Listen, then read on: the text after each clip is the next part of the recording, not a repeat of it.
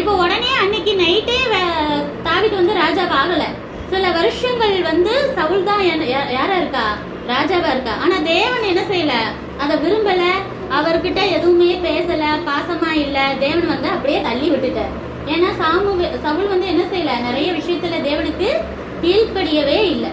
ஆகாக்குங்கிற ராஜா, அந்த எதிரியோட ராஜாவை வந்து சாமுவேலே வெட்டி கொன்றாரு. ஏன்னா அந்த காலத்துல யுத்தம் செஞ்சா ராஜாவை கொல்லணும், ராஜாவுக்கு கீழே இருக்கிறவங்க கொல்லணுங்கிறது தான் ஒரு நீதி. அதனால ஆகாக் ராஜாவை சாமுவேலே கொன்றாரு. வந்து பெலிஸ்தர்னு வேற ஒரு குரூப், அவங்க வந்து யுத்தம் செய்ய வர்றாங்க. அப்ப அந்த யுத்தத்துல ஜெயிப்போமா ஜெயிக்க மாட்டோமான்னு பயம் வந்துருச்சு. அப்ப தேவன்கிட்ட பிரேயர் பண்ணி கேட்டா என்ன செய்யல, தேவன் பதிலே சொல்லல. அப்ப யுத்தம் வந்து ராஜாவுக்கு பயம் வருமா வராதா, நம்ம ஜெயிப்போமா ஜெயிக்கலையானே தெரியல. இப்ப யார்கிட்ட கேட்கறதுனே தெரியாம அவர் என்ன ஒரு பெரிய தப்பு செய்யறாருன்னா, குறி சொல்ற பெண்ணிட்ட போறாரு.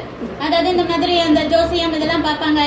இறந்தவங்க ஆவியை எழுப்பி பேசுகிற ஒரு பெண்ணிட்ட போய் சவுல் போய் பேச போகிறாரு.